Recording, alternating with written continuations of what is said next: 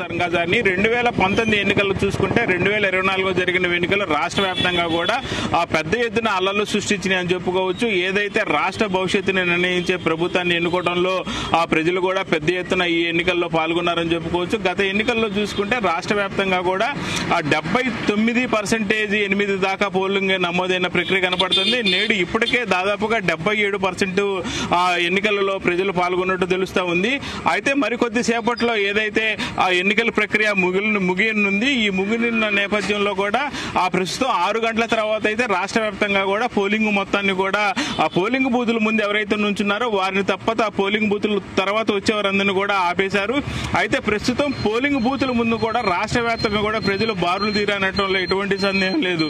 ఆ ప్రస్తుతానికి గుంటూరు జిల్లా నుంచి మొదలు పెట్టుకొని శ్రీకాకుళం జిల్లా దాకా అలాగే అనంతపురం జిల్లా దాకా కూడా ఆ పెద్ద ఎత్తున ప్రజలు ఇప్పటికి కూడా ఆ పోలింగ్ బూతుల ముందు బారులు తీరున్నారనంటే ఖచ్చితంగా ఈ సంవత్సరం 2024 ఎన్నికలు ఆ గత సంవత్సరం కంటే ఎక్కువ ఓటింగ్ పర్సెంటేజ్ నమోదయ్యే అవకాశం ఉన్నట్టు చెబుతా ఉన్నారు.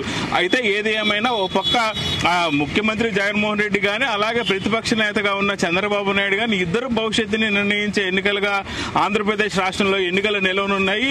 ఈ నేపథ్యంలో ప్రతి ఒక్కరు కూడా వాళ్ళకున్న శక్తి సామర్థ్యాల మేరకు ప్రదర్శించి రాష్ట్ర వ్యాప్తంగా కూడా ప్రతి నియోజకవర్గంలో కూడా ఏ చిన్న అవకాశాన్ని కూడా వదిలిపెట్టకుండా ఆ రాష్ట్ర వ్యాప్తంగా తమకున్న ఆ మొత్తం ఇన్ఫ్లుయెన్స్ చూపించారు ఎన్నికల్లో అనడంలో ఎటువంటి సందేహం లేదు. జరిగిందని చెప్పుకోవచ్చు.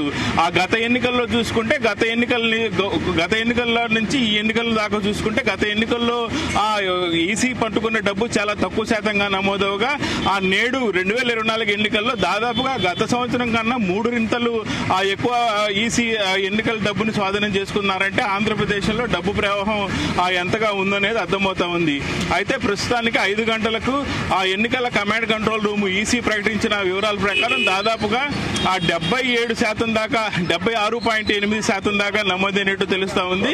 అయితే ఈ 76.8% నమోదైన ఎన్నికల ప్రక్రియలో భాగంగా ఇంకా కూడా రాష్ట్ర వ్యాప్తంగా ఆ ముఖ్యమైన ప్రధాన పోలింగ్ బూత్లలో ప్రజలు బారులు తీరున్నారు.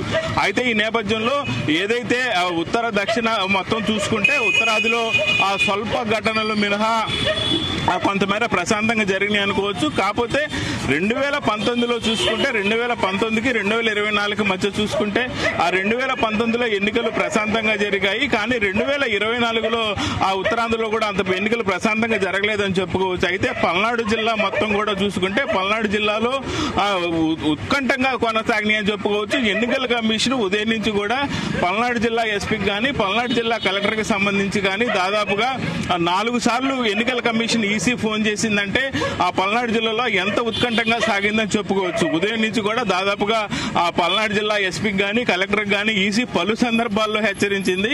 ఆ పల్నాడు జిల్లా సున్నితమైన ప్రాంతం, దాన్ని ఆ జాగ్రత్తగా చేయాలని అధికారులు ఎక్కడైనా అలసత్వం వహిస్తే వారిని ఖచ్చితంగా వాళ్ళ మీద చర్యలు తీసుకుంటామని వారి ఎట్టి పరిస్థితుల్లో కూడా ఆ పల్నాడు జిల్లాలో అశ్రద్ధ వహించని చెప్పించారు. అయితే ఎంత అశ్రద్ధ వహించదని ఎన్నికల కమిషన్ పదే పల్నాడు జిల్లా ఎస్పీ గాని కలెక్టర్ గాని సూచించిన పల్నాడు జిల్లా వ్యాప్తంగా కూడా ఉత్కంఠంగా కొనసాగిందని చెప్పుకోవచ్చు. అయితే ప్రస్తుతం ఇప్పటికి కూడా ముఖ్యంగా పెద్దగురపాడు నియోజకవర్గంలో ఈ సెకను కూడా ఆ ఉత్కంఠంగా కొనసాగుతుందని చెప్పుకోవచ్చు. కొన్ని పోలింగ్ బూతుల వద్ద అయితే ఏకంగా ట్రాక్టర్లలో ఆ రాళ్లు కర్రలు తెచ్చుకున్న పరిస్థితి అయితే నెలకొని ఉంది. అయితే గతంలో చూసుకుంటే పెద్దకారపూడి నియోజకవర్గంలో ఒక చిన్న ఘటన మినహా ఆ ఎన్నికలలో ఎక్కడా కూడా హడావుడి జరిగిన నేపథ్యం లేదు. కానీ ఆ ప్రస్తుతానికి మాత్రం పెద్దగురపాడు నియోజకవర్గంలో అచ్చంపేట, క్రోసూరు మరొక పోలింగ్ బూత్ వద్ద ఆ పెద్ద ఎత్తున గొడవలు జరిగాయి. దాదాపుగా పోలింగ్ ఏజెంట్ల దగ్గర నుంచి మొదలు పెట్టుకుని ఉదయం నుంచి గొడవ కూడా ఆ ఉత్కంఠంగా కొనసాగిందని చెప్పుకోవచ్చు. దాదాపుగా ఒక్క పెద్దగురపాడు నియోజకవర్గంలోనే ఆ 30 మంది దాకా తీవ్ర గాయాలైనవి అంటే ఎంత ఉత్కంఠంగా సాగిందని చెప్పుకోవచ్చు. ఎక్కడా కూడా తెల్లవారుజాము నుంచి ప్రస్తుతం సిట్టింగ్ ఎమ్మెల్యేగా ఉన్న నంబూరి శంకర్రావు గాని అలాగే వ్యాపారవేత్త విద్యావేత్త అయిన భాష్యం ప్రవీణ్ టీడీపీ తరఫున అభ్యర్థిగా నుంచున్నారు. వీరిరువు కూడా ఉదయం నుంచి ఒక 5 నిమిషాలు కూడా రెస్ట్ లేకుండా ఉత్కంఠంగా ఎప్పుడు తిరుగుతూనే ఉన్నారనంటే అక్కడ ఎంత ఉత్కంఠంగా జరుగుతుందని చెప్పుకోవచ్చు. అలాగే ముఖ్యంగా పల్నాడు ప్రాంతంలో చెప్పుకోవాల్సిన నియోజకవర్గం ఫ్యాక్షన్ నియోజకవర్గం అయిన మాచర్ల నియోజకవర్గం. మాచర్ల నియోజకవర్గంలో రాష్ట్రంలో ఎన్నికలు మొదలవటం ఆలస్యం. ఫస్ట్ రాష్ట్ర వ్యాప్తంగా జరిగిన 2024 ఎన్నికల్లో ఆ మొదట గొడవ జరిగింది మాచర్ల నియోజకవర్గం రెంటింతుల మంటలో రెంటాల గ్రామం. ఈ రెంటాల గ్రామానికి సంబంధించి ఆ తెల్లవారుజామునే 3 ఏజెంట్లు పోలింగ్ కేంద్రం వద్దకు వచ్చారు. 3 ఏజెంట్లను కూడా ఆ టీడీపీ వారు లోపలికి అనుమతించలేదు, వైసీపీ వారు అనుమతించలేదు. టీడీపీ ఏజెంట్లను ఎట్టి పరిస్థితుల్లో కూడా లోపలికి అనుమతించబోమని వస్తే తమ యొక్క సంగతి చూస్తామన్నారు. ఈ నేపథ్యంలో ఇరువురికి కొంత ఉత్కంఠ వాతావరణం జరిగింది. మరికొద్ది నిమిషాల తర్వాత ఇరువురు కూడా దాడి చేసుకున్నారు. ఈ దాడిలో తీవ్రంగా టీడీపీకి సంబంధించిన 3 ఏజెంట్లకు కూడా గాయాలయ్యాయి. హుటాహుటిన ఘటనా స్థలానికి రెంటచింతల నుంచి ఎస్ఐ గాని కొంత సిబ్బంది గాని ఘటనా స్థలానికి రెంటాల గ్రామానికి చేరుకొని ఆ గొడవను అదుపులోకి తీసుకొస్తే క్షతగాతుల్ని మాచర్ల ప్రభుత్వ ఆసుపత్రికి తరలించారు. అయితే ఈ క్రమంలోనే ముఖ్యంగా ఆ వెల్దుర్తి మండలానికి సంబంధించి కూడా కొంత యుద్ధ వాతావరణం సృష్టించగా ముఖ్యంగా కారంపూడికి సంబంధించి కారంపూడిలో అయితే ఏకంగా ఆ పోలింగ్ బూత్ మీదే పడి పోలింగ్ బూత్ ని విధ్వంసం చేసిన ఘటన చోటు చేసుకుంది. అలాగే వినుకొండ నియోజకవర్గం పల్నాడు జిల్లాలోనే ఉంది. వినుకొండ నియోజకవర్గంలో ఇరువురు ఏజెంట్లు, టీడీపీ ఏజెంట్లు, వైసీపీ ఏజెంట్లు ఇరువురు కూడా ఆ పోలింగ్ బూత్ లో వారు కొట్టుకొని ఘర్షణ సమయంలో ఆ ఈవీఎం ప్యాడ్ల మీద పడ్డారు. ఈవీఎం ప్యాడ్ల మీద పడినప్పుడు ఈవీఎం ప్యాడ్కి స్వల్పంగా గాయాలవగా స్వల్పంగా ఈవీఎం ప్యాడ్ దెబ్బతినగా ఆ ఈవీఎం ప్యాడ్ లో మరొక ఈవీఎం ప్యాడ్ ని పెట్టి ఆ గంటన్నర తర్వాత మళ్ళీ ఎన్నికలు జరిగేటట్టు చూశారు. ప్రస్తుతం అక్కడ సజావుగా ఎన్నికలు జరుగుతా ఉన్నాయి. అయితే ఈ నేపథ్యంలోనే ఏదైతే రాష్ట్ర వ్యాప్తంగా జరుగుతున్న ఈ ఎన్నికల హడావుల్లో ముఖ్యంగా గురజాల నియోజకవర్గం చూసుకుంటే ఆ గురజాల నియోజకవర్గానికి సంబంధించి తెల్లవారుజాము నుంచి కూడా పెద్ద ఎత్తున అల్లర్లు జరుగుతా ఉన్నాయి. అల్లర్లు జరుగుతున్న నేపథ్యంలో ఆ గురజాలలో పోలీసులు చాలా సున్నితంగా డీల్ చేయాలని చూశారు. కానీ ఎట్టి పరిస్థితుల్లో తెల్లవారుజాము నుంచి కూడా ఎవరైతే ఆ టీడీపీ అభ్యర్థి ఉన్నారో ఎరపతినేని శ్రీనివాసరావు, అలాగే వైసీపీ అభ్యర్థి కాసు మహేష్ రెడ్డి ఇరువురు మీద కూడా ఇరువురు కార్లు వెళ్తున్న సమయంలో వాళ్ళ మీద రాళ్ళు దాడి జరిగింది.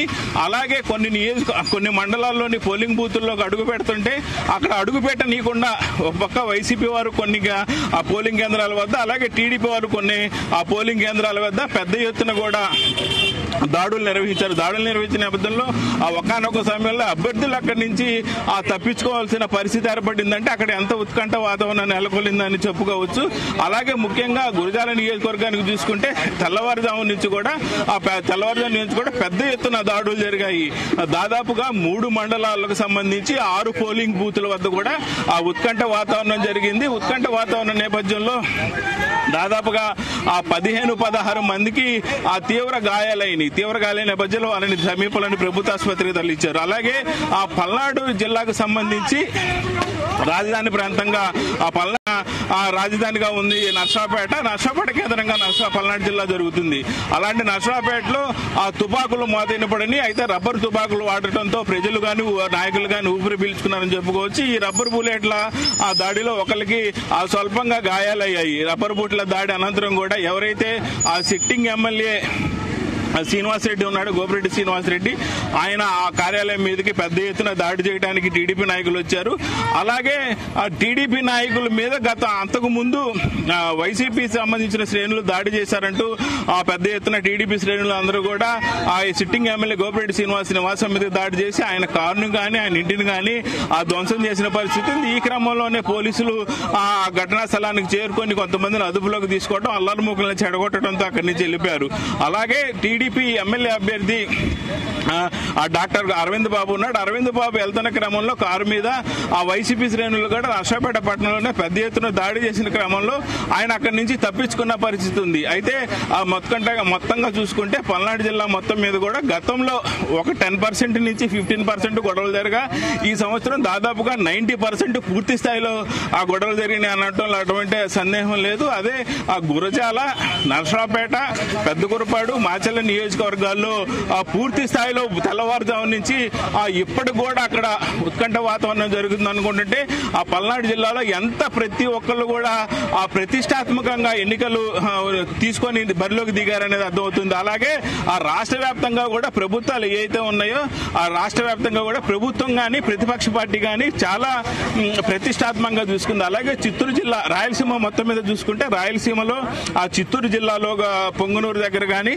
అలాగే అనంతపురం ఆ తాడిపత్రిలో కూడా పెద్ద ఎత్తున జరిగినాయి. ఏదైతే జేసీ బ్రదర్స్ ఉన్నారో జేసీ బ్రదర్స్ టీడీపీ పార్టీ తరఫున బరిలోకి దిగారు. వాళ్ళ వారసుడు అలాగే వైసీపీ తరఫున బరిలోకి దిగిన అభ్యర్థిపై దాదాపుగా దారిలో వెళ్తున్న క్రమంలో ఆయన వాహనంపై ఆ కాన్వాపై పెద్ద ఎత్తున దాడి చేశారు. తాడిపత్రిలో కొంతమేర 2 గంటల పాటు ఉత్కంఠం నెలకొని ఉంది. కానీ ఆ పల్నాడు వాతావరణం మీద చూసుకుంటే రాయలసీమ ఎన్నికలు చాలా ప్రశాంతంగా జరిగినాయనే చెప్పుకోవచ్చు. ముఖ్యంగా ఆ చిత్తూరు జిల్లాలో రాయలసీమ మొత్తం మీద చిత్తూరు జిల్లా, అనంతపురం జిల్లాలో మాత్రమే స్వల్పంగా ఘర్షణలు చోటు చేసుకుని అవి కొంత ఉత్కంఠం మేర జరిగినా కానీ కొంతమేరకు ఆ ఊరట కల్పించినవి చెప్పుకోవచ్చు. అలాగే కృష్ణా జిల్లా, ఉమ్మడి కృష్ణా జిల్లాలో చూసుకుంటే ఆ 1-2 ప్లేసుల మేర కొంతసేపు ఏదో గంటన్నర సేపు దాకా ఆ ఉత్కంఠ పరిస్థితి నెలకొని ఉంది. గంటన్నరలో రాష్ట్రం రాజధాని ప్రాంతం డీజీపీ సమీప ప్రాంతం అవడంతో అక్కడున్న పోలీస్ కమిషనర్ కానీ డీజీపీ కానీ ఆదేశాల మేరకు అతి తక్కువ సమయంలో గొడవల్ని అదుపు చేశారంటే ఎటువంటి సందేహం లేదు.